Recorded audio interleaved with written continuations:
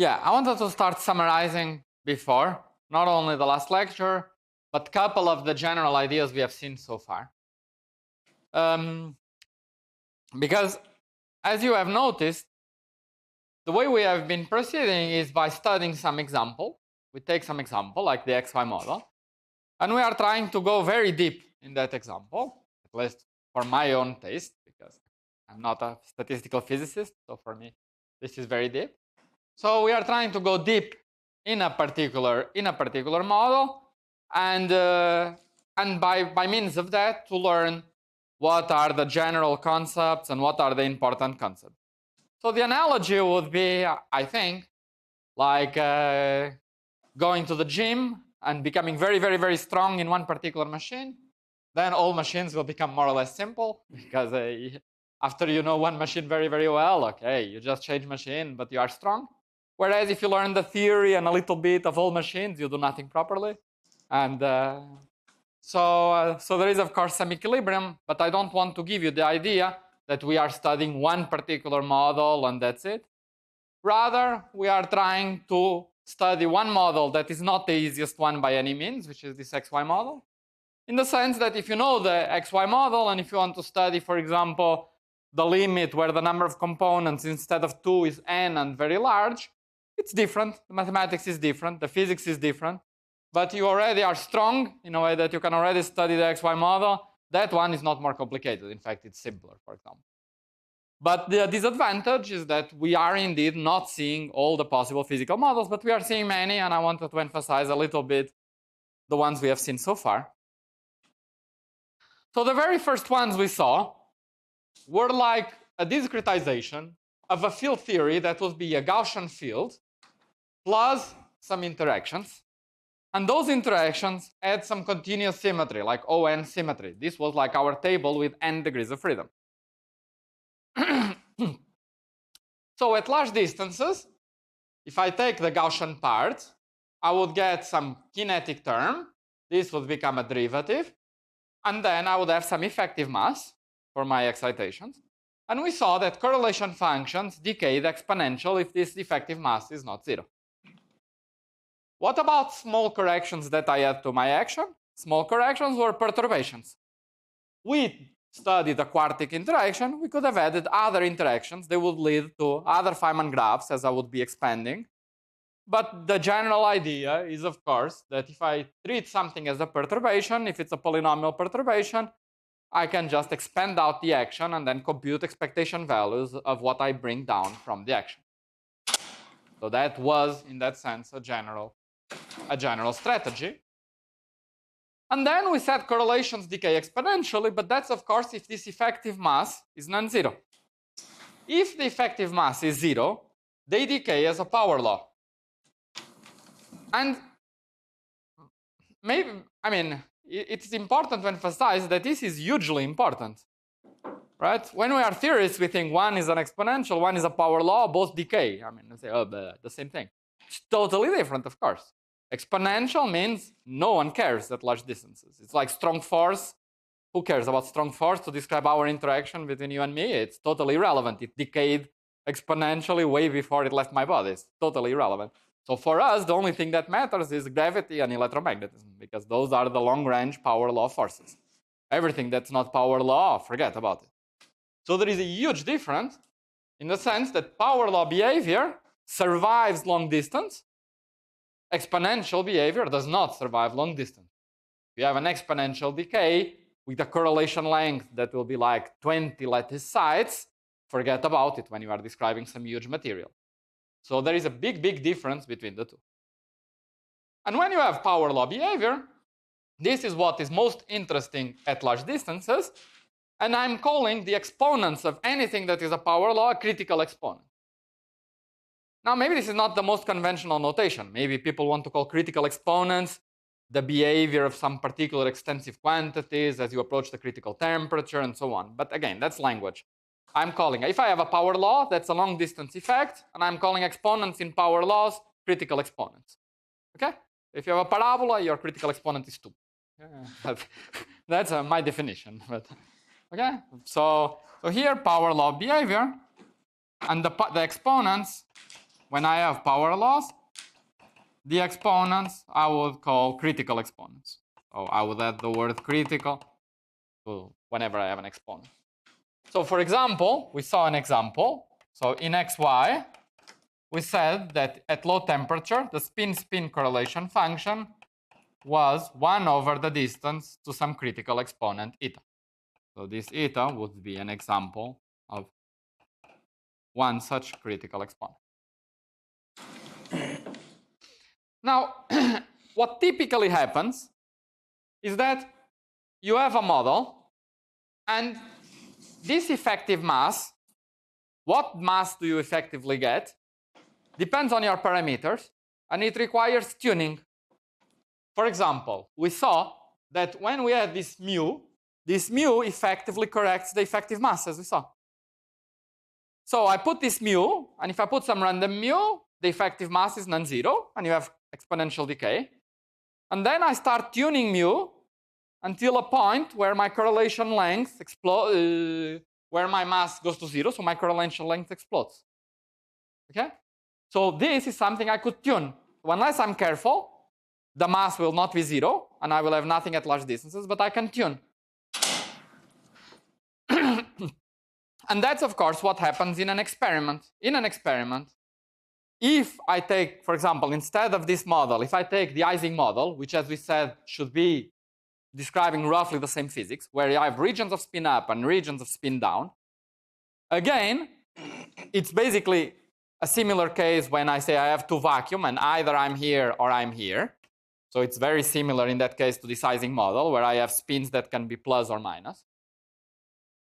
And then our correlation lengths typically between spins will be exponentially small. It will decay exponentially.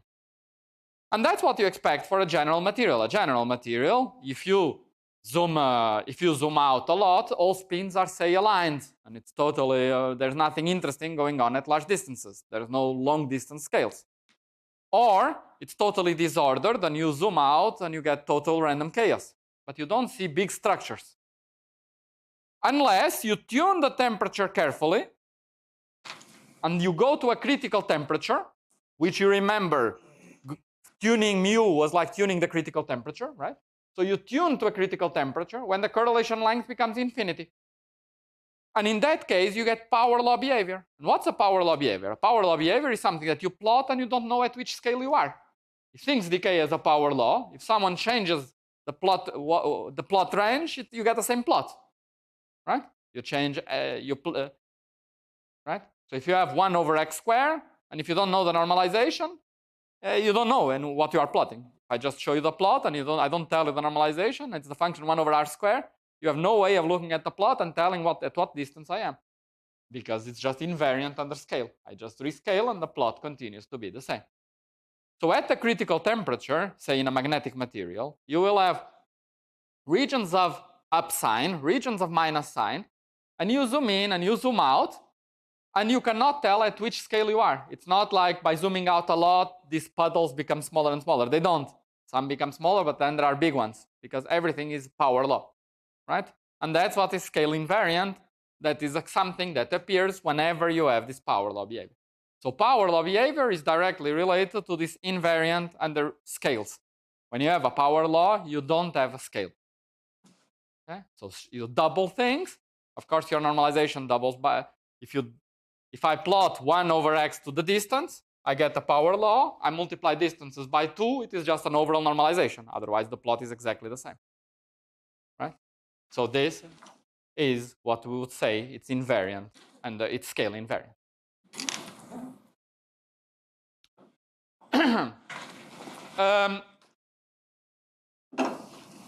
So of course, in statistical physics, we are mostly interested in those regimes when correlation lengths decay as a power law, because they are much more interesting at long distance. Okay. Now, what else did we see? We saw that when we have various degrees of freedom, even when we don't, even when we have 1, we could imagine scenarios with 1 vacua or with 2 vacua or more. And when we have more degrees of freedom, we could also have 1 vacua, or we could have continuum families of vacua. And then we saw that when we have continuum family of vacua, and you choose one, you could have chosen another one, or another one, or another one. So there are transformations of my field that move you from one vacua to another, which are the broken symmetries, the symmetries that the vacua broke. And they should cost no energy. And this led to this Goldstone theorem, that when you have n-1 broken symmetries, you should get n-1 massless modes. That was, again, a very general phenomena, even though we used it in this model. We proved it in general. Whenever you have a continuous symmetry and n-1 symmetry generators are broken, you will get n-1 massless modes. And then I said that if fields are more or less here or more or less here, or if fields are more or less at this bottom of this valley, and what do I mean by more or less? I mean that the difference are exactly these massive modes that we don't care about at low energies. Then I can very well say that I'm integrating over fields whose size is fixed, because the fluctuations of their size is not so important. And then that previous action would become something like this, where this is now an n-dimensional vector of fixed size. Right? And if n equal to 1, a vector which has just one component with size 1 means that it's 1 or minus 1. That's the Ising model. With size 2, it becomes our XY model, where we have all this interesting physics of vortices that we are now studying. And at very large n, it's a model that you are studying in your first homework or second homework. Okay. But yeah.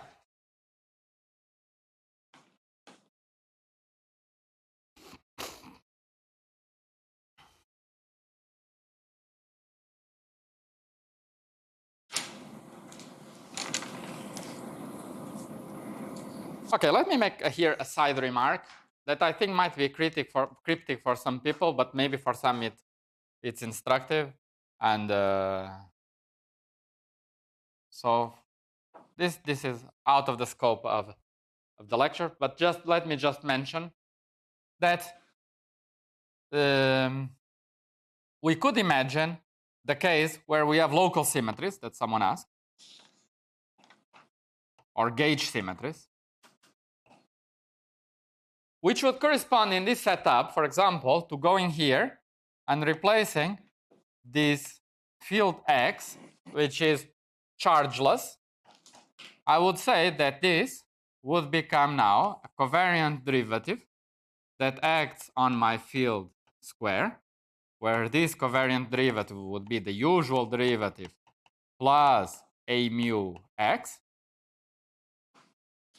And then if this is a photon, there would be the kinetic terms for photon, which is just f squared.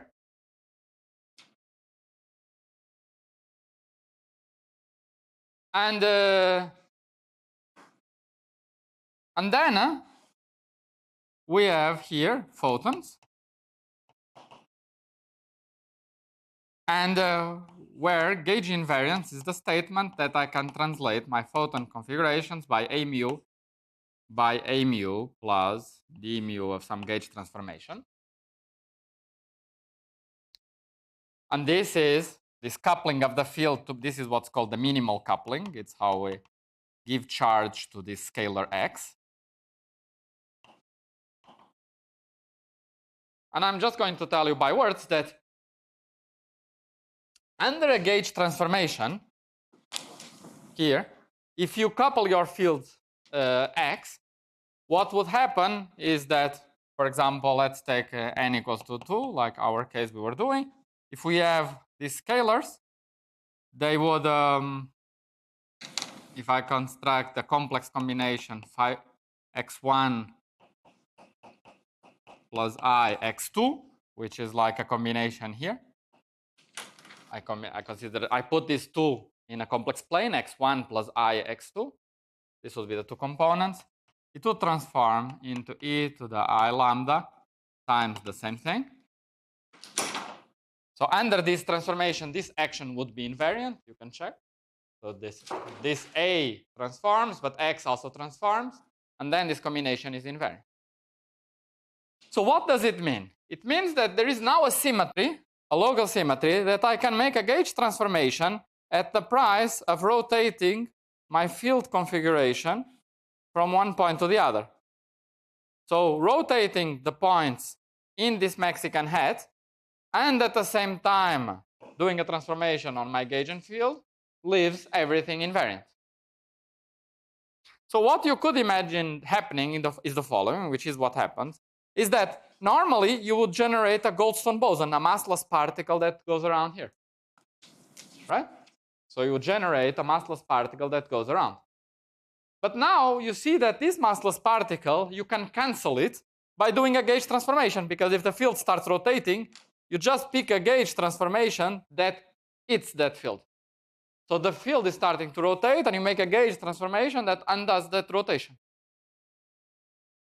So there's something that the Goldstone mode would disappear because of the gauge field. The gauge field would hit that, and you would say that I will forget about gauge invariance. I will use my gauge invariance freedom to cancel this Goldstone boson.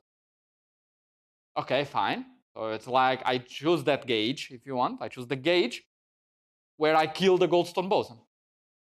Now I lost 1 degree of freedom. So what happened? Well, on the other hand, I am at the bottom of my potential. So I have some expectation value of x squared. And because you have an expectation value of x squared, you see that the kinetic term for x, when I write ax squared, the square term here, x squared now has an expectation value, right?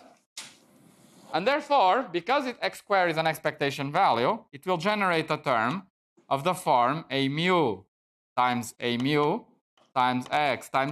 where this is some constant from the kinetic term. From expanding this square of the kinetic term, it will generate this term. So what is happening? If these guys are roughly constant, this gauge field now got a quadratic term. So getting a quadratic term, if you remember, is getting some mass. Okay? So what's happening is that now the photon is acquiring some mass. And instead of becoming a massless particle, it's becoming a massive vector particle. And if you count degrees of freedom, a massless particle has 2 degrees of freedom, which are the 2 helicities of the photon, plus and minus. Right? That's the little group of particles that are massless, so because they move at the speed of light. But massive particles have 3 degrees of freedom, which are spin 1, spin minus 1, and spin 0. So what happens is that you start with, so let's count degrees of freedom. So in this case, we start with 2 scalars and 1 photon.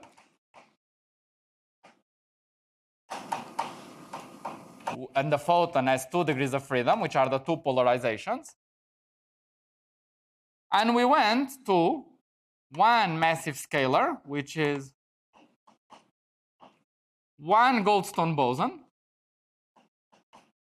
But then the Goldstone got eaten, so cross it out. And instead what happened is that we got 1 massive photon, which has 3 degrees of freedom, because now it's massive. So it no longer has just the 2 polarizations. It has now the 3 possible spins for a vector particle. And this is what's called the Higgs mechanism.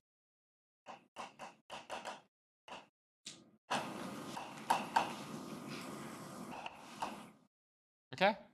Anyway, this was just, as I said, a side remark because someone had asked about this.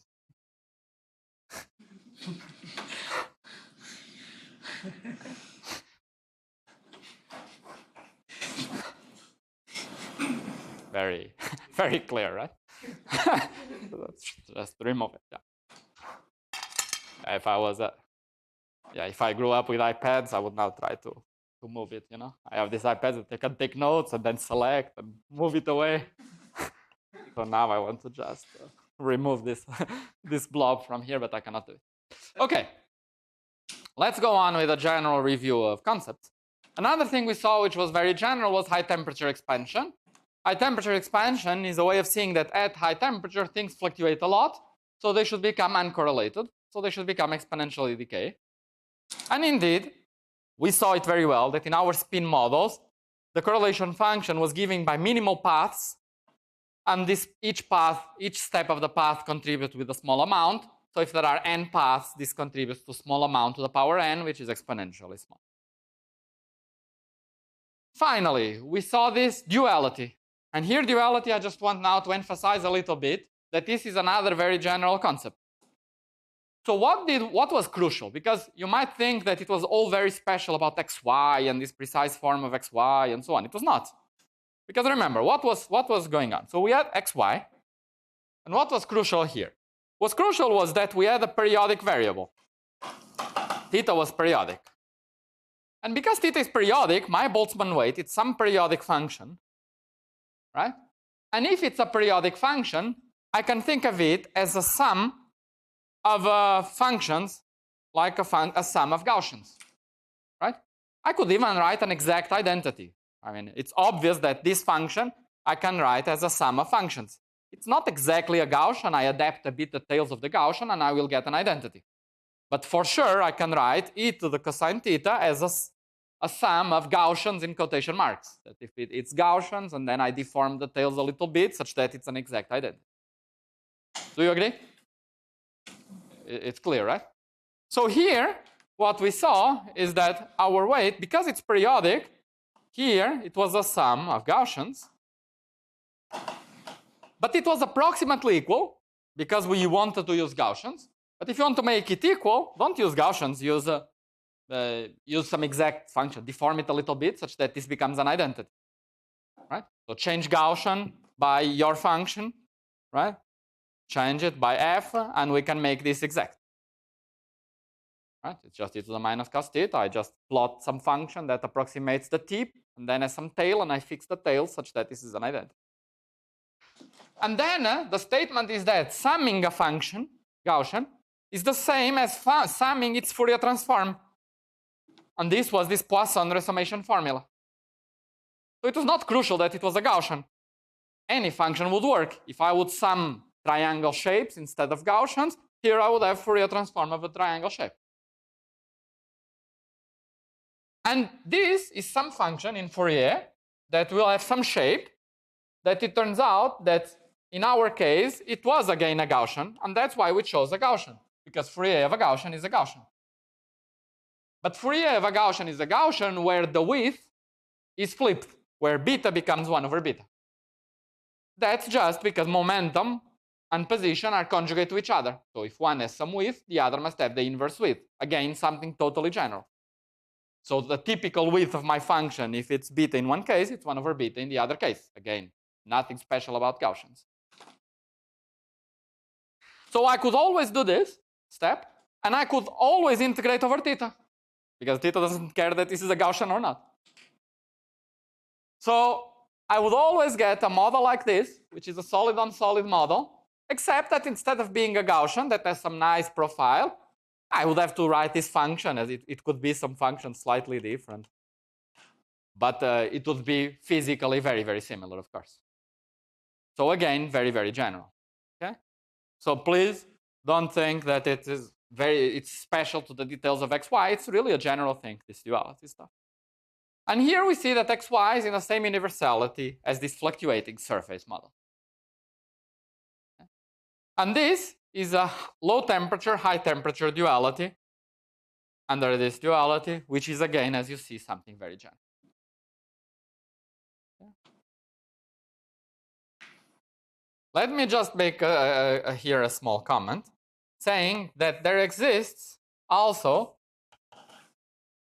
a high T, low T duality. For example, that I'm saying it's a very general thing for Ising.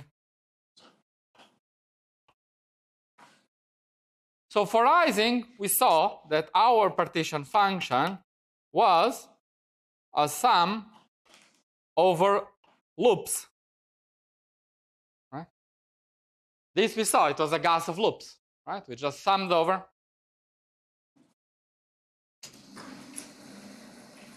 We just summed over loops.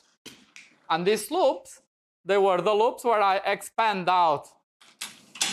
And each loop here contains a link that I'm bringing down from the exponent. And then I summed over these loops that needed to be closed. And they need to be closed since sum of sigma I to an odd number would be equal to 0. So I need an even number of sigmas, so I need to close the loops, or at each site I need an even number of sigmas. And this was a high temperature, high T. But notice that I can also describe this as a different sum over loops, which is very, very different in logic, which is what is called the low temperature expansion. What is the low temperature? The low temperature is where the spins want to be all aligned. So I also sum over loops, like here. But the loops now have the very simple meaning of saying these are the regions where they are all plus, and this is the regions where all the spins are minus. This describes all configurations of the Ising model, right? If I have some plus, I draw the curve which separates those pluses from the minus, right? So I can sum over regions where it's minus and regions where it's plus, and inside regions where it's minus. So this is the same as summing over spin configurations. It's I sum over regions of plus spins and regions of minus spins, right? But this is again a sum of loops as well. But now the weights of each loop, here it was something like beta to the length of the loop. And here it's e to the minus beta times length of the loop. Because each link now, each boundary costs energy.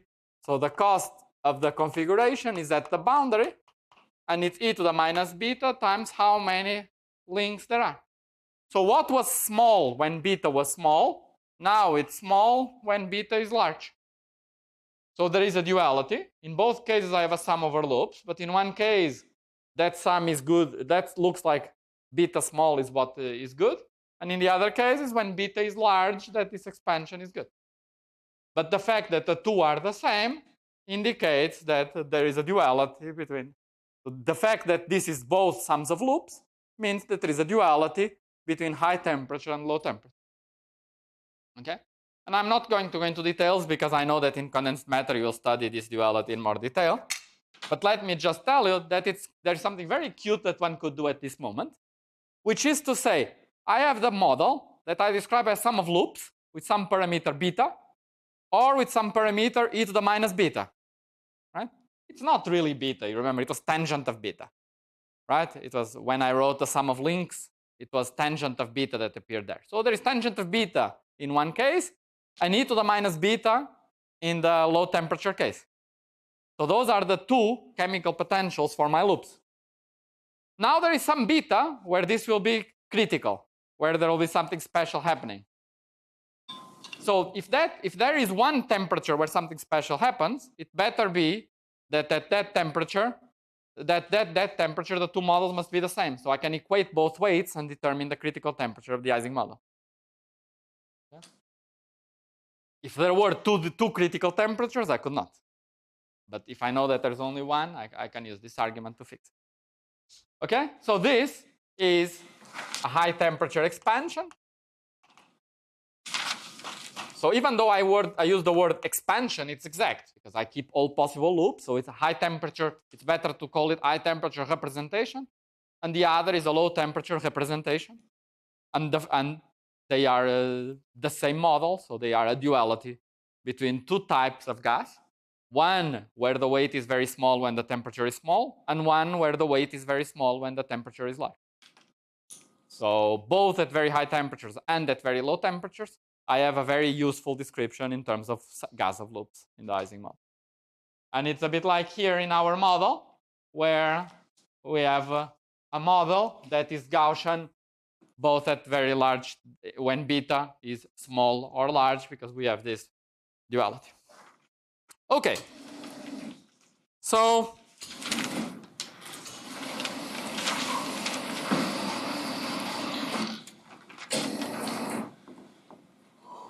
Let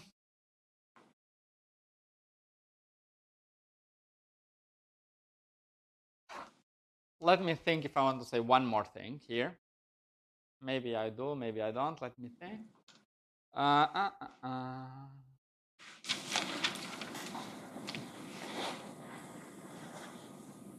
Just a second.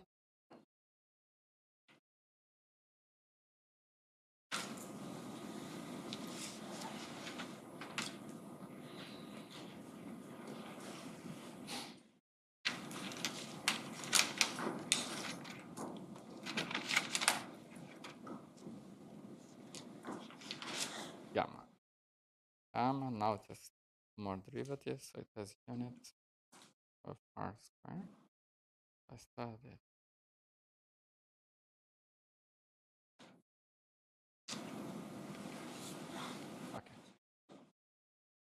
Okay, so let me just make a yeah. So let me maybe just mention the following words. That when I say about universality, this basically means the same critical exponents.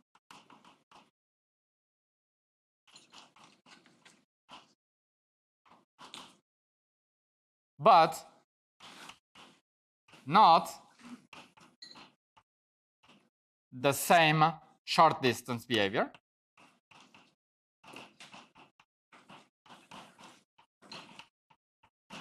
And not, for example, the same critical temperature, etc. So critical temperature is something that will depend very strongly on the details of my model, right? So the model could have different parameters that I tune, heights of my crystal, couplings of my spins, and all those details will fix the critical temperature. But the idea is that at very large distance, only long wavelength physics is important, and all that should be packaged into all those critical exponents, they should be universal. And therefore, for example, all the correlation functions in this universality class of xy of the models will behave as 1 over distance to the power 1/4 at the critical temperature.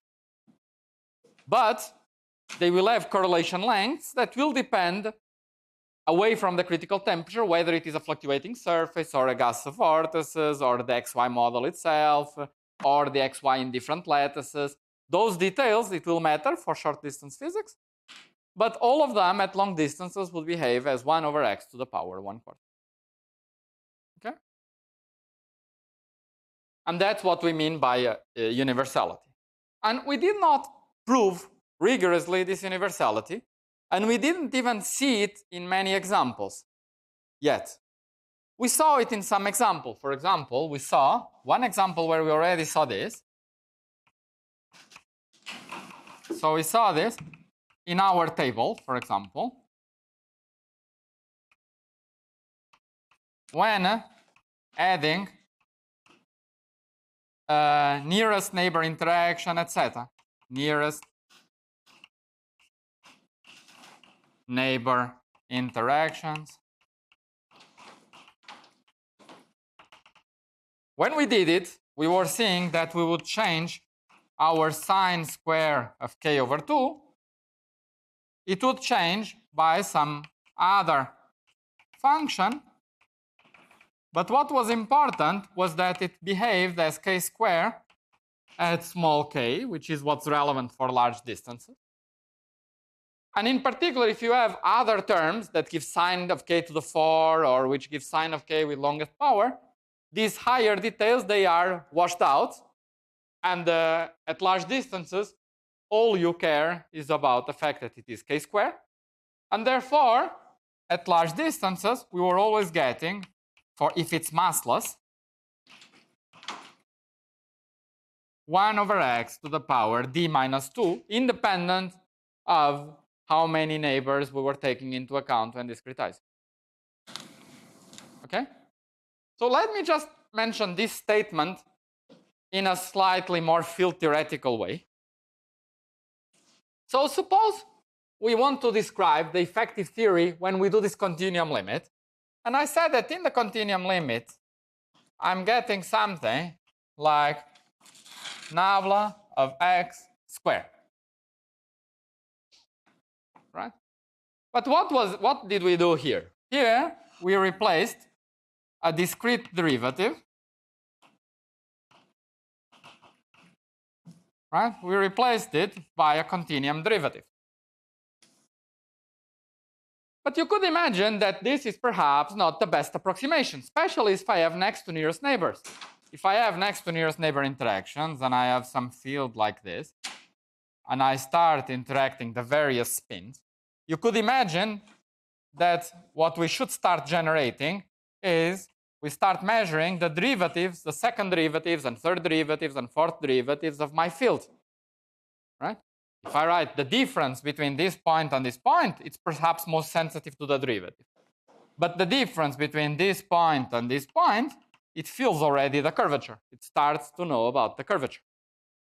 So you could say that it's more natural to say that I have this plus some parameter b times two derivatives of my field plus dot, dot, dot.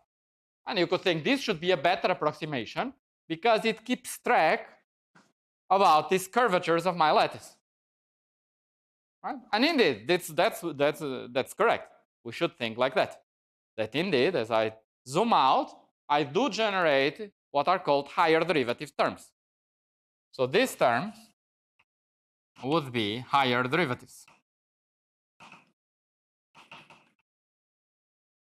Okay. Now, what happens, however, is that this, so let's first do some math and then do some more physical argument. This is just, if you go to Fourier, right? One is just xk, here x minus k, and then here I will have k squared plus b k to the 4 plus tac, tac, tac. So it's the same argument as before that says that these terms will be irrelevant at a small k, which is equivalent to large distances. And therefore, yes, you could include it into your action, and then you compute long distance physics, and they don't matter. And these operators, in field theory language, we say they are irrelevant operators.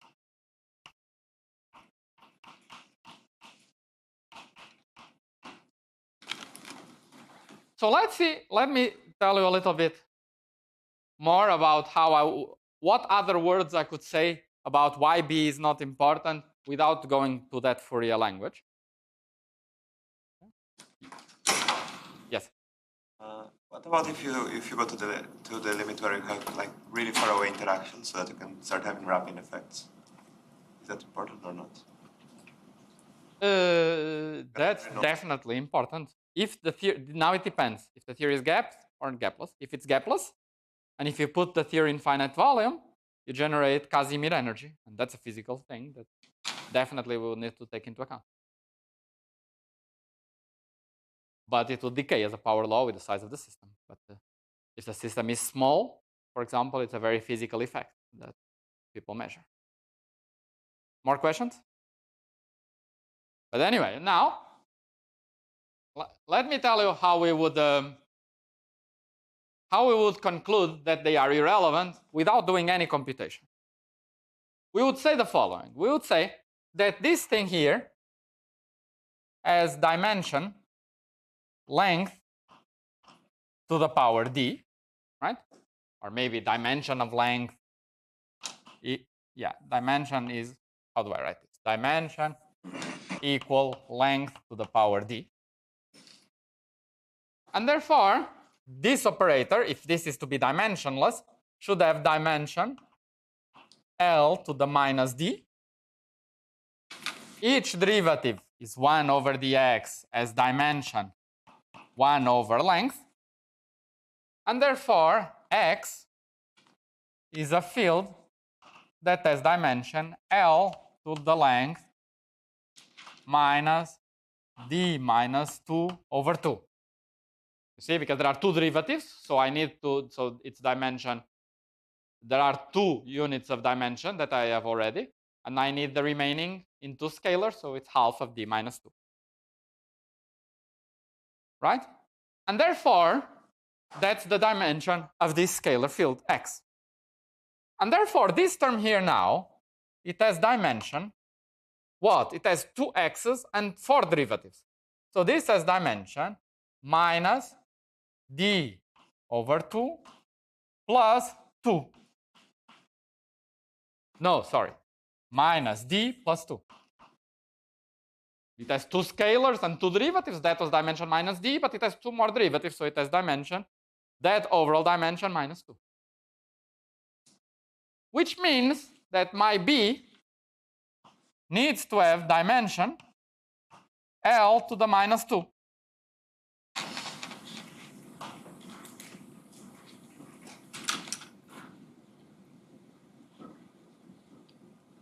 No. Silly. 2 derivative needs to have dimension L squared.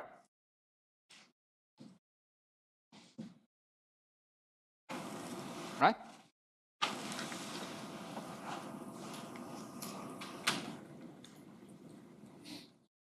And therefore, if I'm computing some physical observable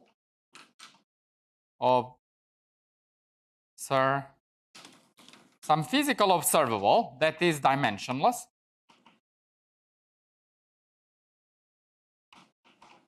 some dimensionless observable that depends on some distance r. It could be some correlation function. It could be something that depends on r. And we would say that this is some observable with b equal to 0 plus b. Some small b would be some small correction.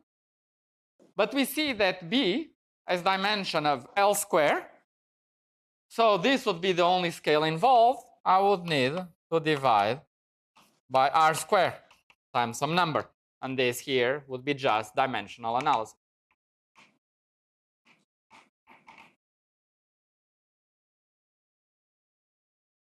And therefore, this effect would go to 0 at large distance.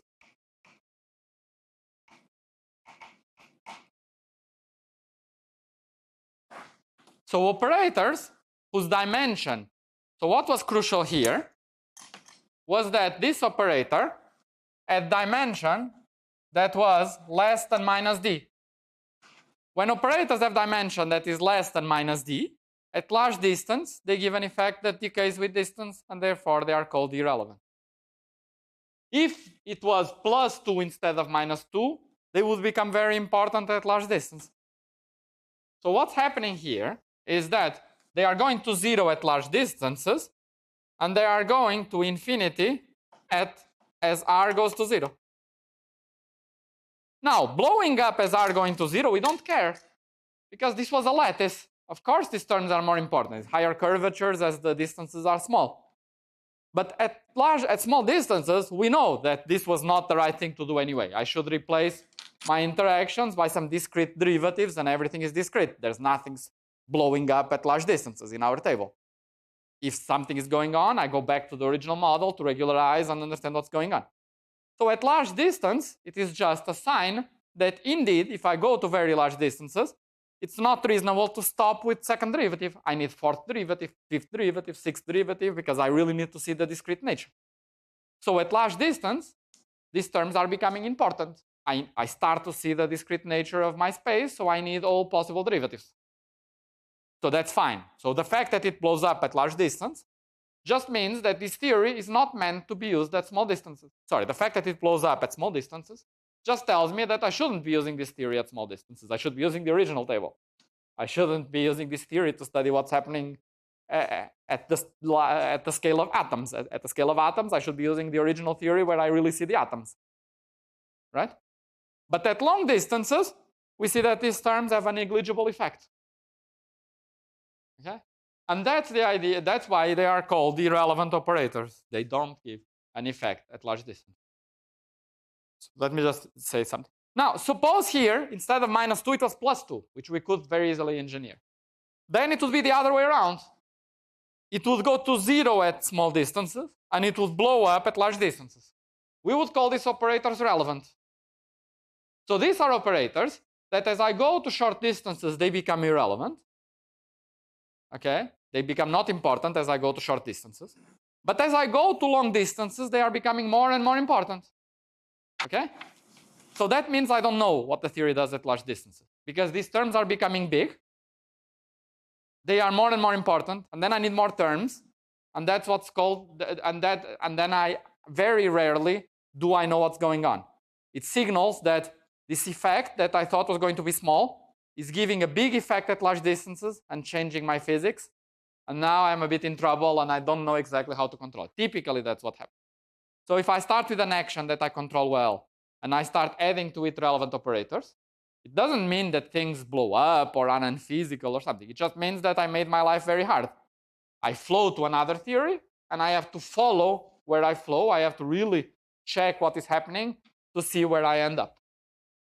So, but that's life. That's what happens. I do an experiment. I change the parameters. I'll go to some other effective theory at larger length scales, and I should find out what is that theory that I should use to describe. Okay? Yes. So usually what happens is that those higher derivative terms give global effects because they change the boundary conditions, right? So is this happening here, or if not, why not?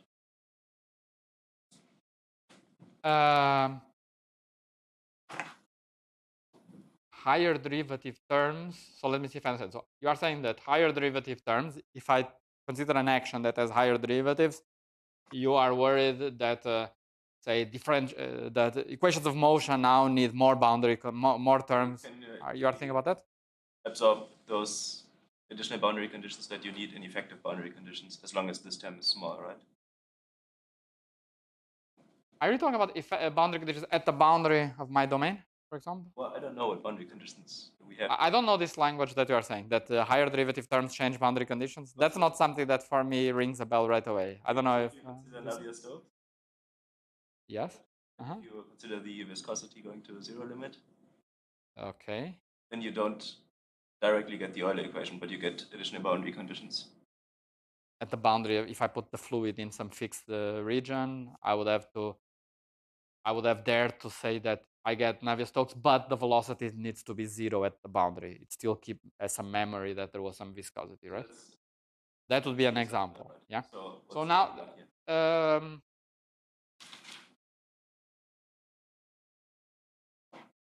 right.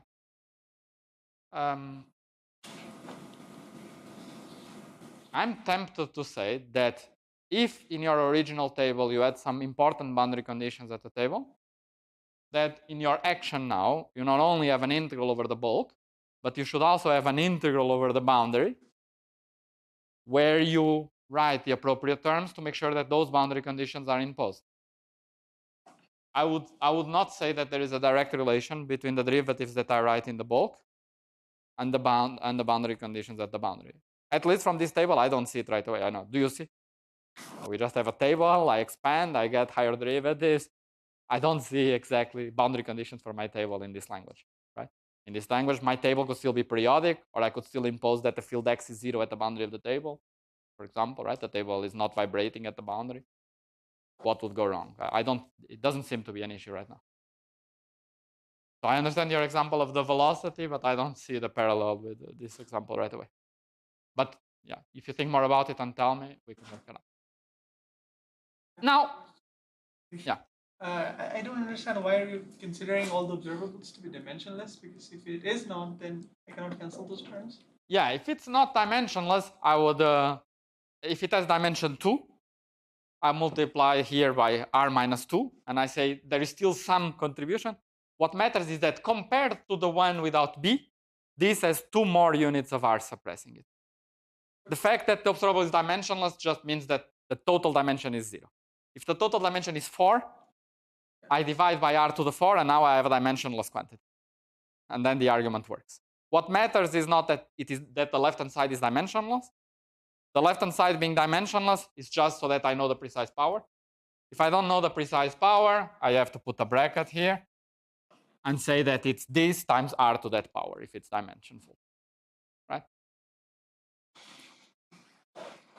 What matters is that this term is much less important than this term, which we saw here in Fourier, and now I just gave you an alternative argument for something that we saw already. Okay? Now, this means something nice. It means something that if I have an action and I start adding a bunch of terms with more derivatives, more x's, and so on, they will typically be irrelevant because typically their dimension will grow or their length dimension will decrease. So what that means is that there are not that many things you can write. You start with an action and you can write a few terms and you start to generalize my table. You start, oh, I don't like Pedro's table, I want a second derivative. You add a second derivative, you go to large distances and you find the same thing. There are not that many things you can write. There are just, you can make a table of how many operators there are, because the other ones which have more dimension, they are irrelevant at large distances. And that's the power of universality. It's based on the fact that indeed, I start to write more things and they will not be important. So here, these small corrections between the fact that it's exactly Gaussians and is it really Gaussians or is it cosine, they would lead to small corrections indeed if I were to expand it. And there would be some small corrections that I would represent at the level of my action by some operators which are like these higher derivative operators. And they would be suppressed and irrelevant at large distances. But at small distances, when I say I'm at the level of a few lattice spacing, of course they are important. So for sure they will change correlation length of a few sites. But our expectation is that when I go to large distances, critical exponents and so on should be the same. And that's what we say, that's how we describe being in the same universality class. So yeah, I realize that today I'll do half of what I wanted to do, but I think this is very important, so I'm not worried. So is it clear? Because I was told that people are more or less confused about universality class. Did it help? Does this help? General rant? Okay.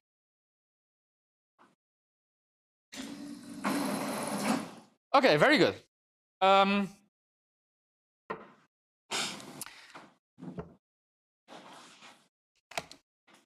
Again, just to emphasize what I said that operators that have very large dimension, these couplings, they will have very large dimension, 2, 4, 6, and so on, and therefore be very suppressed at large distances. And therefore, many terms are irrelevant. But sometimes some terms are relevant. They become more important at large distances. And when they are, a priori, we need to develop some technique to understand how to take them into account, because that's very non-obvious from what we have done so far. So if it happened that our perturbation was leading to terms that were more and more important, for example, if it was k instead of k to the 4, now k is more important than k squared. But then I could wonder, could it be that corrections generate square root of k and then k to the 1/3? Then how do I study what's happening at large distances? I start putting corrections and they are becoming more and more important, and I basically need to flow to large distances and see what is the correct description there, and it becomes hard. So we control well field theories when we are perturbing them by irrelevant operators. If we perturb by relevant operators, if the operator is strongly relevant, it's very hard. If it's barely relevant, we can use perturbation theory. Yes? But what if we know the behavior of the system at large distances? Mm-hmm. So we know the operators that are relevant, so we can add more irrelevant operators Yes. to study, Yes. for example, the high temperature level. Do we have... Yeah. Could we put some restrictions? Because in principle, we could add all the irrelevant operators. That's right. So that's how real life works. We have the standard model, for example, for particle physics, and you have some Lagrangian, a standard model that has photons, quarks, everything. And I can go and add to that Lagrangian QQ bar, which is quark bar, to the power 10. It's a big operator, totally irrelevant at large distance. But if there is some fundamental description of nature, as I'm zooming out and integrating things out, this term will be there. It will be generated, like these higher derivatives are there. If you tell me these higher derivatives, it's not that they are totally useless. If you give me all of them, I can guess what was the lattice model, because I could figure out where it was coming from, right? If I have a lattice model, I expand its derivative plus second derivative plus third derivative, so they are important. They would tell me about the UV, but they are very hard to measure because they become very irrelevant. They become very small effects at large distance. So if you go to standard model and try to study small corrections to the behavior of standard model, it's telling you indeed about what physics is trying to complete it. What are these terms that were there in the UV, in the lattice, but then were washed out? And people try to compute their coefficients. What's the size of these B operators that multiply these irrelevant operators in the standard model? Now, the first one they try is the ones that have dimension 5. It's the first ones. They would be relevant at large distances, but not so much. Then dimension 6 is harder to bound, and then dimension 7, no one tried. But indeed, these operators are there. So it means that when you have a field theory, the good news is that irrelevant operators means that you have this power of universality. You add extra terms, and you know they don't matter. So it's stable. The bad news is that you can't know the UV. And that's why doing theoretical physics is hard. Yeah. Can we say that relevant operators distinguish between universality classes? And Yes, we can. relevant are just there to distinguish between specific lattice models? Yes, we can say those words. We can say that relevant operators, because they move to a different IR physics, they are moving to another IR class.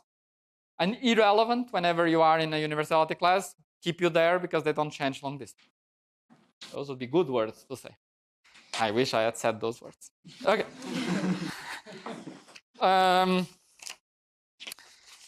Very good. So today we were going to do a computation that now I will only, I think, say what we would like to compute. Perhaps, okay. You will tell me if you think it's really worth doing or if you are happy if I just tell you the result. So what I'm going to do is following the original paper by Kosterlitz and Toulouse that studied this XY model. You can find this paper online, but you can also find it in this book by Kadanov. It's a good book on statistical physics, and it contains explanations of statistical physics and then papers. So, and for example, at the very end of the book, there are the papers by Kosterlitz and Toulouse. So, you see, look, do you recognize this? It's a vortex. So this is the paper of Toulouse where he starts studying these vortices. And I don't know if you see here, if you can see from here, this is the action of the vortices we wrote before with some logs and so on. That you can probably not see. Okay.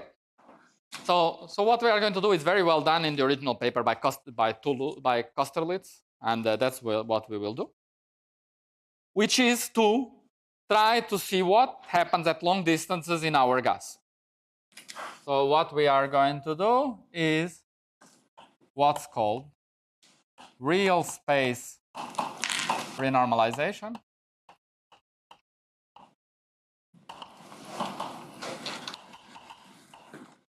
For our vortex gas.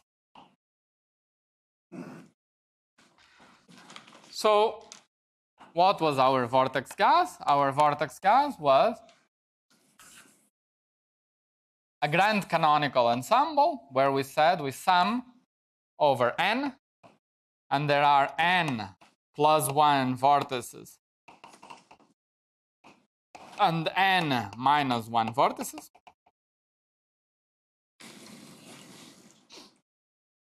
And then we had some chemical potential that was counting how many vortices in total there are, which are 2n. And then there was the plus vortices and the minus vortices were indistinguishable. And then we integrate over all the positions of the vortices. So j runs from 1 to 2n. And we integrate saying that the vortices Ri minus Rj is bigger than A. They cannot approach that much.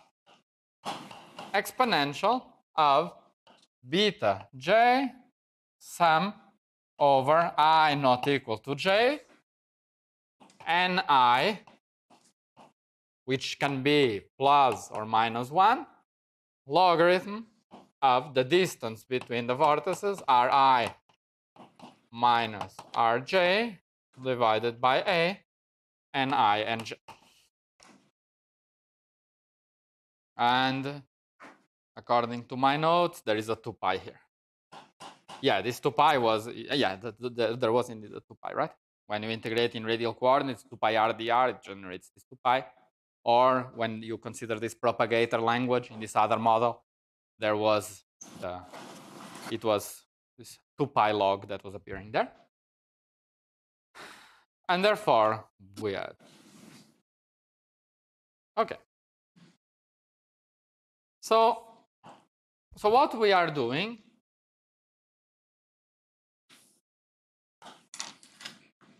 is integrating over a gas where I have vortices, and there is some distance a, and each vortex is further away from the other ones. It's like each one has some typical size a, and I have my vortex like this, and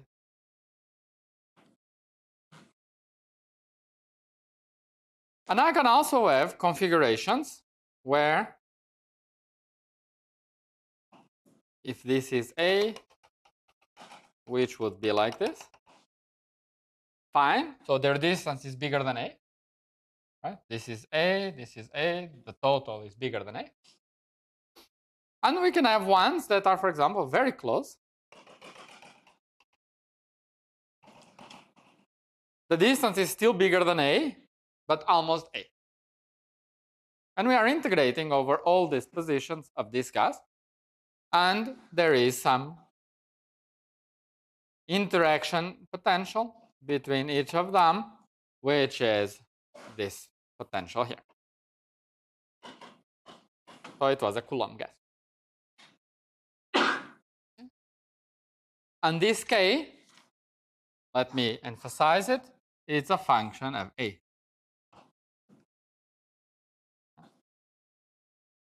And I start thinking of A as this typical size. So A is called the cutoff, is where I stop things. So A is my ultraviolet cutoff. Smaller than A is like Planck scale. I don't know what happens. It's my ignorance there.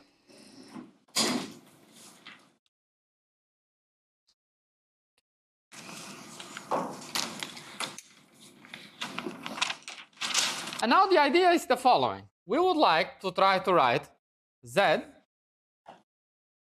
as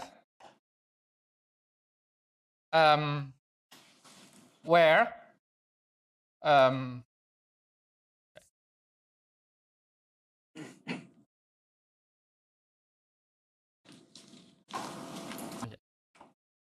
so the idea of normalization now will be to increase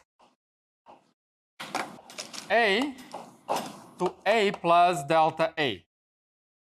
That is to say that I want to integrate out things that happen very close to A.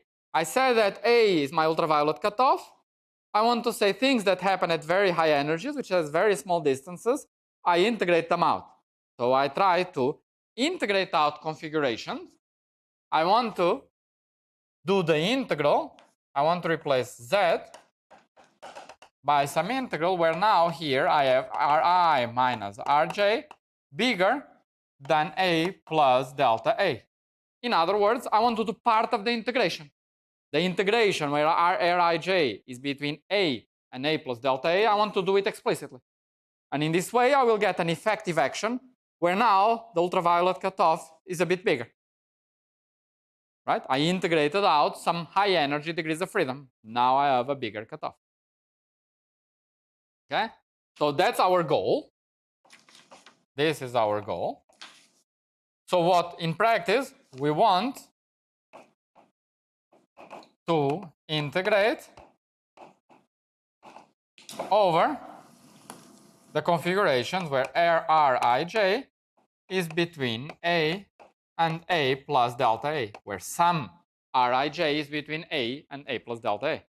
If I integrate this out explicitly, I get some remaining integration to do, where now they are all bigger than A plus delta A. If I could do this exactly, this would be an equal sign. There would be no approximation. Okay? Now, what is happening if I were to just replace Rij that cannot be close to A by A plus delta A, what configurations am I missing? Well, I could be missing configurations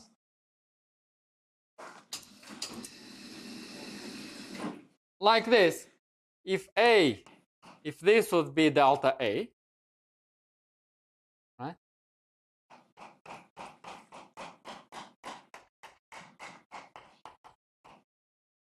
This would be a configuration where I could have, say, a plus vortex and a minus vortex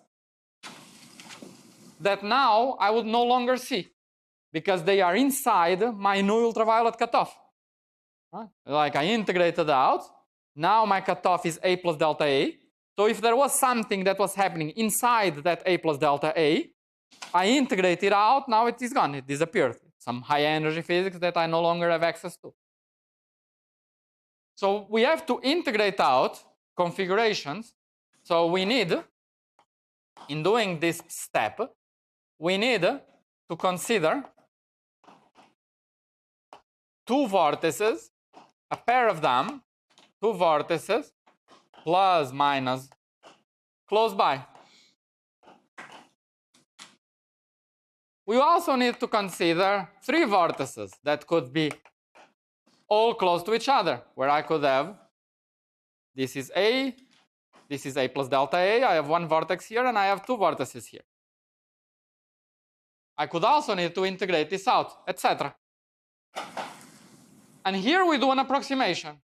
We say this is very unlikely. Okay, we are integrating A little bit. Okay, perhaps we will catch a pair of vortices. But here we do an approximation. I say that I will not consider this effect.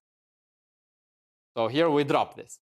We say that in going from A to A plus delta A, I should be careful because maybe I'm catching some pair of molecules, but the probability of catching three of them, it's very unlikely. It's very hard for the three to be exactly at that shell when I'm integrating out.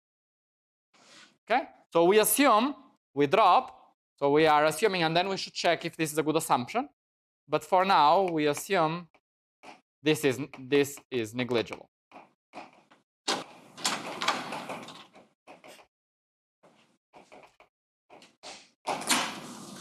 When is this true? When there are not that many vortices. If the density of vortices is small, this would be a good approximation. Okay? So this will be okay. Okay, if K is small. K is the chemical potential, and if K is small, you will have not that many vortices. If K is becoming large, you will have many vortices. So K is small means few vortices.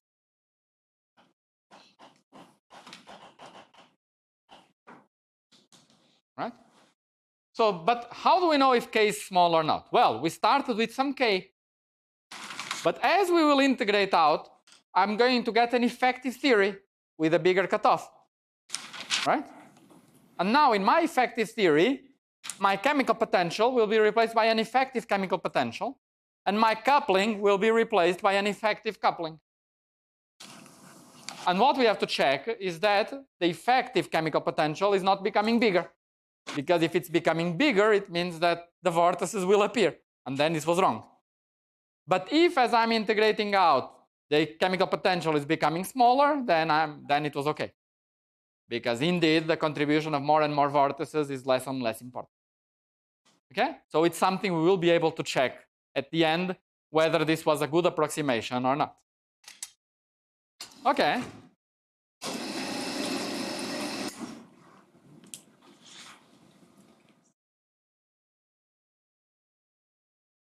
So what is Z? Z is the same expression with the cutoff A replaced by A plus delta A plus the extra contributions that we are going to write. So this, I just take exactly the same expression and I just replace here A by A plus delta A, right? Where I replace the cutoff here by A plus delta A, plus the configuration of two vortices where I have a vortex at some R, let's say, center of my vortex, and there is another vortex in this shell at some position R center plus R orbit. It's like a moon going around this. It's like a planet going around this center, where this R orbit has size between A and A plus delta A. And then there are the other vortices. And what we want to do is integrate out this configuration that is missing when I increase. Okay? So if I do this integral over on these two vortices, and I want to integrate over the position of this R center and of this R orbit of these vortices in this position, and that will be the correction to my partition function. So this is our approximation. And what will this give me? So this is the computation we are going to do in the lecture, or probably that we are not going to do in the lecture, but I want the conceptual idea to be clear. So we integrate out these two vortices, and what do we get? We get this same action, where now this chemical potential K that depends on A is going to be replaced by some effective chemical potential, which is K plus delta A times some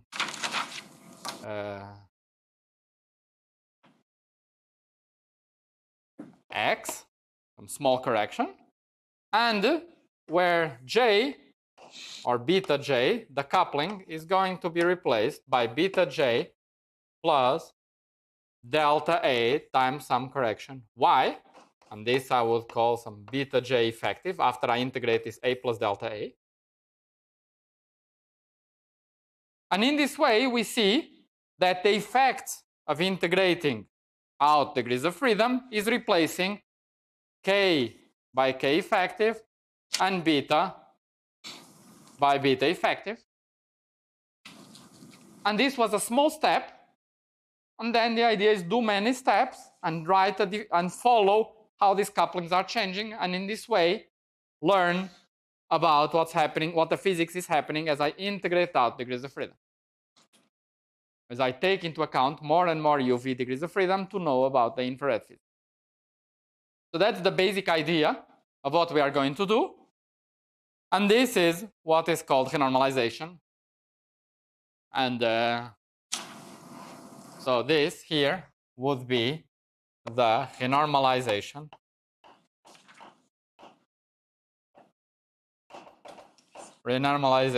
group equations. These equations for this effective coupling. Okay?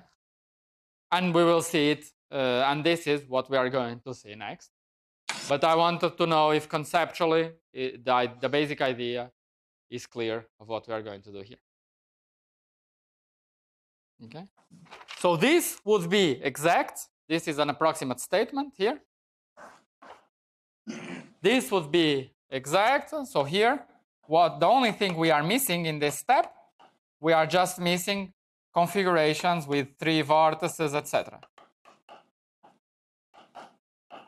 Right? The difference between when I integrate A plus dA, a lot of things could happen between A and dA. Right? I could have one vortex there and all other n-1 vortices around it, and I integrate out and I get nothing. Right? So, but that's super unlikely that you have the vortex and everyone else just goes around, unless it's a guru vortex. This is not going to happen, right? So, good. So,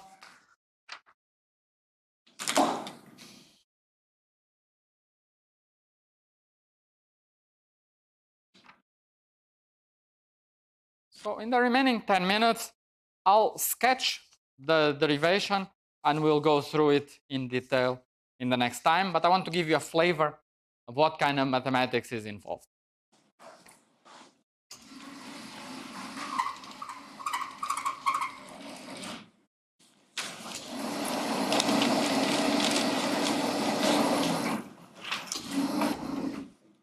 So let's consider our vortex here. And we are integrating over this configuration where I have the two vortices here. And let's put two spectator vortices, I and J here. Right? So what would be the contribution of this kind of configuration? I and J could be any other two vortices. So how does this vortex here, where they are close, let's say this is plus and this is minus, how does it interact with these particles? It's how a molecule interacts, like a dimer. This is now a dimer. So this vortex could interact with this guy, or this one would interact with this guy. So in total, the interaction between this molecule and this particle here would be Ni times N of this guy and N of this guy. So it will give Ni times logarithm, let me write and it will be clear, of say Ri minus R of the center. That's the potential, the center has charge 1. And the other guy has charge -1, so it's minus, because here there will be -1, so I put it down here. Ri minus R of the other particle, which is at the center plus orbit. So that's how this particle interacts with this molecule. And this now decays at large distance. So if Ri is very far away, so this is approximately 1 plus, the way I wrote it like this. So sorry, does this make sense? Not completely, right? I mean, vectors over vectors. Absolutely, right? Which it's convenient to put square, square, and then 1/2.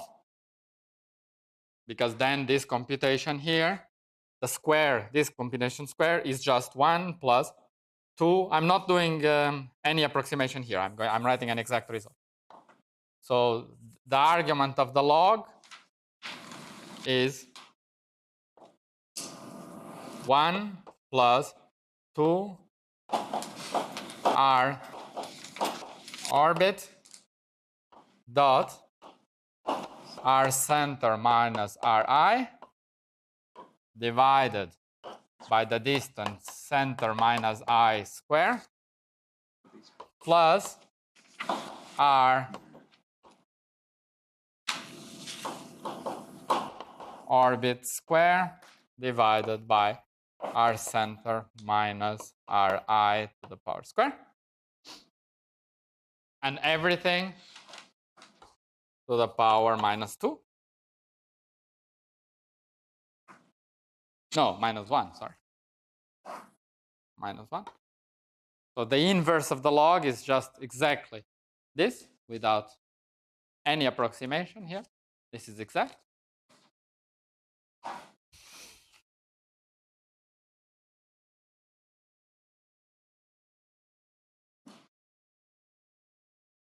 So, and let's put here some, okay.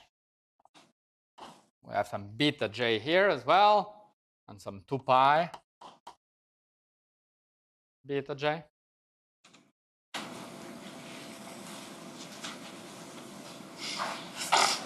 Okay. And this would be the interaction, where now you see that this interaction, it's the typical thing when I have a particle of plus minus, now the potential decays. So now this decays as Rc minus Ri goes to infinity. So it was growing, but now it's a neutral charge. Now it's a force that decays. And the idea is that this is 1 plus small corrections that we can compute. So this is here. This is 1 plus dot, dot, dot. Some small correction. And then what we should do is consider not only this interaction, but this interaction as well, and with all other vortices. Right? So what do we want to do is integrate over R center, integrate over R orbit, and then we have a product over K from 3 to n. Let's suppose that this was what we're calling R1 and this was what we're calling R2. So now we have the remaining ones. And the remaining ones, they interact with exponential of this quantity, which is very small, because this is very close to 1, the log is very close to 0. So I just expand down, and I get something like, so let me write, and you tell me if this is clear. And I get 1 plus, there would be, let me write like this, R orbit dot something plus R orbit square times something, where this something is very small. It's 1 over the distance between particle K and particle N, like there, when I expand out. Okay. And therefore, when I open up this product here, right, I will get 1 plus terms that are linear in R orbit. But if they are linear in our orbit, they vanish upon integrating. So the integral dr orbit of R orbit dot some vector A is 0 by symmetry, because I'm integrating and I have R orbit minus R orbit. Okay? Plus quadratic terms. And the quadratic terms can come from 2 different types. The quadratic terms can be of the form R orbit square, or of the form R orbit dot A times R orbit dot B. Both are quadratic in our orbit with some coefficients here and some coefficients here. For example, I could take this term from interaction with I and the same term for interaction with J. This would be one contribution to that second term that would be quadratic in our orbit.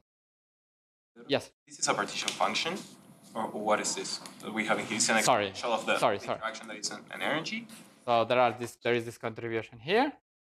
This is our correction to my partition function, and this is what this delta Z would be.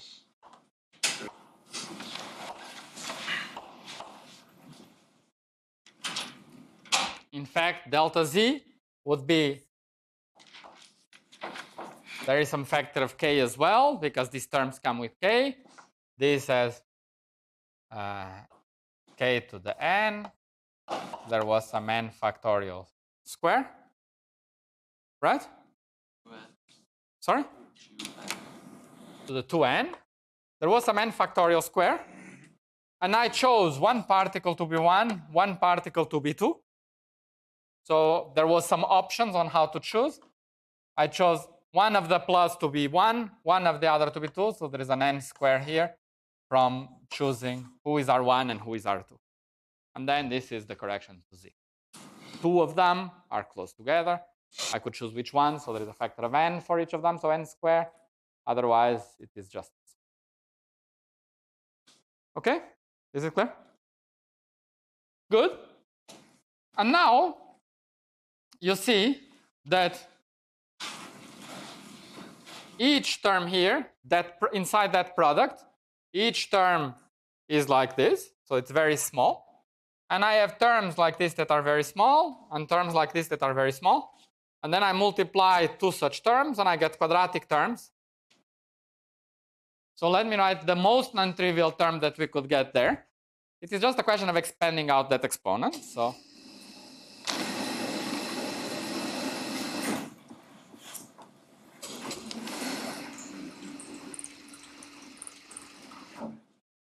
let me write an example of a quadratic term.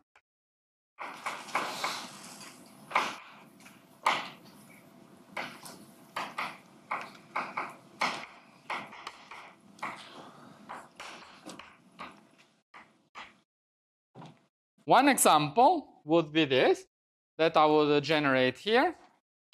I would have the integral over our center, the integral over the orbit, and then I would generate, there is the 1 that we have here, plus dot, dot, dot, and I'm going to write one of the terms that we get is the following. Sum over L not equal to K, 16 pi square, beta square, J square, NK, NL over distance R center minus RK square distance R center minus RL square, and then I get R orbit minus RK, no, sorry, R center minus RK dot R orbit and R center minus RL dot R orbit.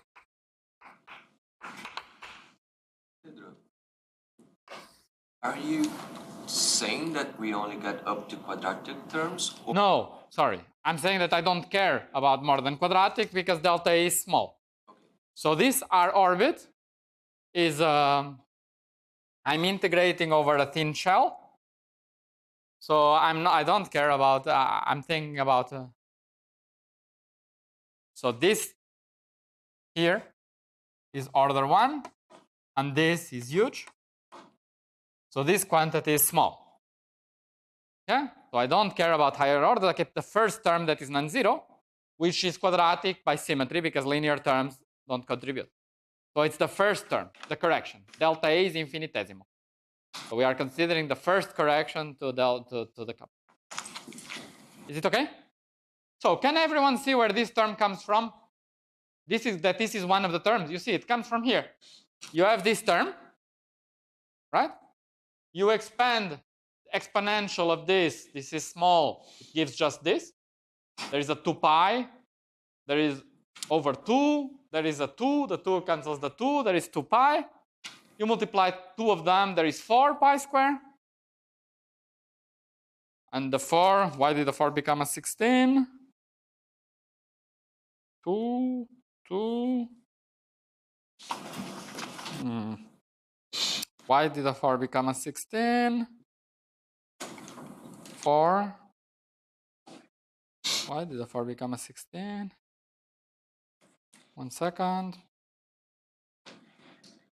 That should be just, no, there was a, sorry, 2, 2. I expand, I get a 2. I multiply, I get another 2.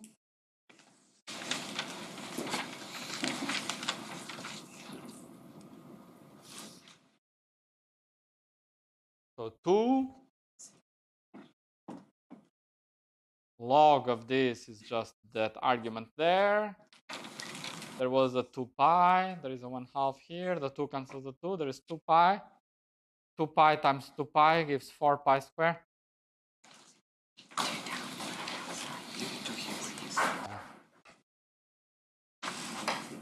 Maybe it's a 4. I don't know. But you see, you expand twice the exponential, so you get beta j square. from bringing down twice. You take one term with k, one term with L, so you get nk times nl. And then I just wrote the scalar part of the distances and then the vector part of the integration over the orbit. Right? This is the most complicated term. All other terms are simpler. This is the hardest one. Okay?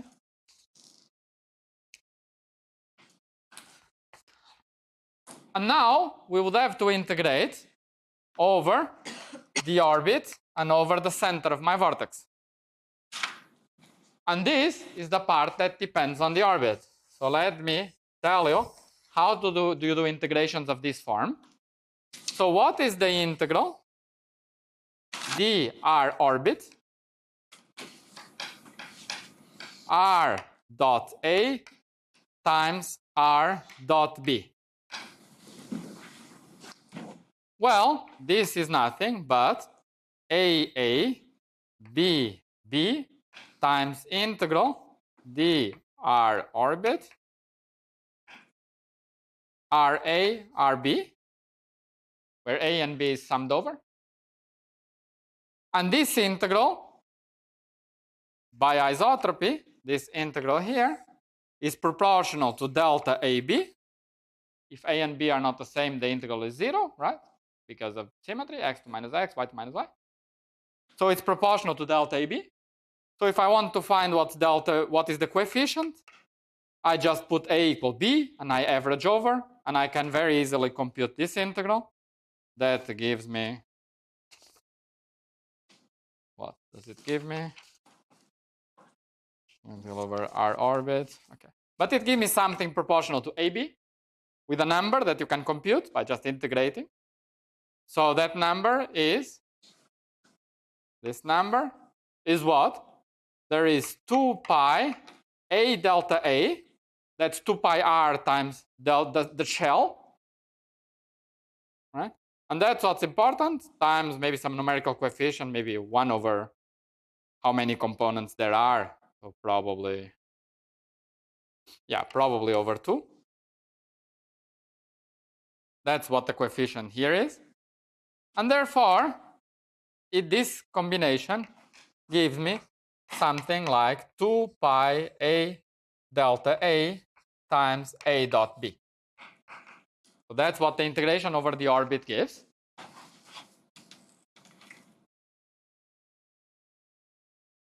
And therefore, this now, I got rid of the integration over the orbits. Right? And now I have to integrate over C. Okay? And the integral over C, I'm now integrating. I have my particle K. I have my particle L. And they are I'm generating some interaction because they integrate through some particle C that I'm integrating over all space-time. Now let's see what this will give. These particles are far away. So when is this integration important? When this point C is close to particle K, or when this point C is close to particle L. If not, this decays.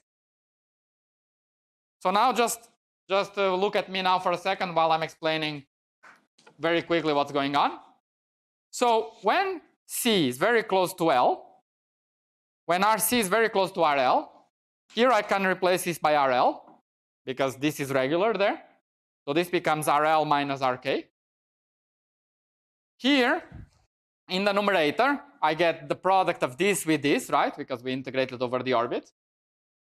And there, I can replace RC again by RL in this term here. And therefore, what I'm getting is one term that vanishes linearly here, and one term that vanishes quadratically here. So in total, it vanishes linearly downstairs. So it generates a logarithmic divergence. And therefore, this integration here, after I integrate over C, will generate a logarithm of RL minus RK. That's the effective interaction between L and K. And this was when C was close to L. There is the same thing when L is close to K. It's a factor of 2 because the two endpoints would be important. Okay, and we are being extremely careful about factors of 2, as you see. But the punchline is that in the end, all that happened was we generate an interaction of the same type we had before already. This is the type of interaction we had before. So putting this vortex there and integrating over this pair of vortices, they disappeared. But after I disappear, I can't forget about them, provided I remember to change the coefficient of my interaction between particles L and K. Okay? So the punchline is that after I do all these integrations, but I really must conclude, is that, let me write the final result of this. I'll write it here in this blackboard.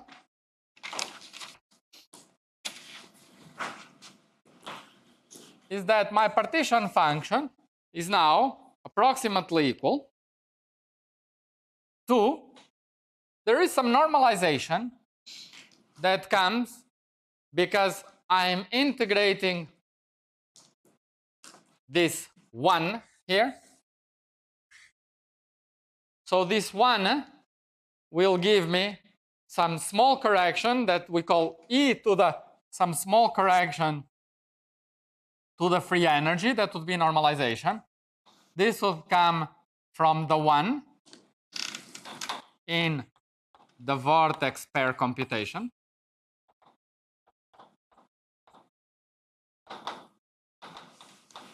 And this delta F is something proportional to the area of the plane where the vortices are times delta A. That is just taking into account some different normalization that now, because I integrated some pair of vortices, they could be everywhere, so there is some overall normalization I need to take out. That's not the most interesting part. And the most interesting part, when I add up the two contributions of the free energy, I get the following result. Sum from n equal to 0 up to infinity. This part k I did not touch. It's k to the 2n over n factorial square integral over d2 Ri, where now Ri minus Rj is bigger than A plus delta A. Now they are more separated. And the net effect was to have e to the minus 2 pi beta j. And then there is an extra term, minus, if you take all the terms into account, they all give the same thing, 16 pi cube beta square j square k square a cube delta A ni nj log of Rij divided by A sum over I not equal to j. So here I did some mistake for sure. So this was the integration over the orbit r dr, so it should give me some A cube, right? Not A, right? And that's why where the A cube comes from, right? I'm integrating r square dr d2r, so I get r dr. R dr gives me an r, but r square is of order A square, so it's A cube in total, right? And what about, so let's just explain. So this A cube, let me just explain the origin. This part here was from the integration over the orbits. This k square was because two vortices are gone. So when I go to delta z, I need to shift the summation variable by n to n minus 1 to count the remaining ones, right? If I want to recognize, I want to put everything together, I integrate the 2 out. So what I was calling number of particles, now it's n minus 2 before, so I have to shift number of particles, the number of plus vertices by 1, right? Which is this particle here. You see that this became n minus 1 factorial. So if I want to bring it to n factorial, I need to shift n by 2 here. And I get an extra factor of k squared. And that's this factor of k squared. This is because 2 vortices are gone. So the correction is proportional to the chemical potential of dam squared. And this beta j squared was because we are integrating the vortex, and we add a beta j from each interaction when we integrate over the center. And the integration over the center gave rise to the same type of logarithmic interaction that we had before. And therefore, the net effect, as we promised, was to find some 2 pi beta j prime here, and that's it. Okay? And so next time, either I will do this computation more carefully, or if you think it's just algebra, we could start here. I mean, because we did do the hardest term in the blackboard, and the other ones are kind of simpler. So please think if you want to. So I'll put here. When leaving, you can put here if you want. Should I do the computation in detail? It will take like half an hour, or not needed, because we have seen the interesting part is now starting from this equation and extracting the physics. That's what we are going to do. That's where the most interesting part will come about. But we could do the computation more carefully. Or it's not needed, since we have seen already the hardest term coming about, and you can believe me that if you integrate them out, you get this. In any case, the computation is in Kosterlitz. If you want to see it very carefully, with all factors of 2, it would be done there. Okay. What about the change in kappa? You said we will have. Yes, that's because yeah. Do you agree with this computation? Yeah. This computation looks good, right? I just explained how it comes about and so on. Yeah. That actually, what I've done here is the first step of renormalization, which is I integrate out some degrees of freedom. Now, after I integrate out the degrees of freedom, what I call 1 unit, which is like 1 unit of what was the UV cutoff, now became A plus delta A. So if I want to say that new cutoff is now my cutoff, what I should do now, the second step of RG, but that's what I'm going to explain next time, is to say that this is my new cutoff, A new. This is my new unit of 1. That's what it means for them to be closed by 1 unit, right? But then I have to go here and replace this A by A new, and that will give me a small correction. And that small correction, when I expand out the log, I can interpret as a change in my chemical potential. So that's in the second step of the RG, which you can, this second step here is what's called a rescaling. So first we zoom out and then we rescale so that we can compare. And the step 1 is we integrate out degrees of freedom. So that's always, which is equivalent to zooming out. Okay. So that's always what we do. Say if you have if you want to check if something is scale invariant, what do you want to do? You have some plot, for example. And what you could do is you average, say, positions in some bins. Now you get a much smaller plot because you average, so you have less points. But then you want to compare with the initial one, so you have to rescale to make it of the same size such that you can compare both. So here it's exactly the same thing. We integrated out degrees of freedom. Now distances are multiples of A plus delta A. So if I want to compare the two models at the same time, I should now do a rescaling such that my fundamental unit of distance is now this new cutoff. Okay? So we are almost done. So there is still a little bit more massaging to do, but now it's a much simpler one. The hard part is by far this computation. Okay?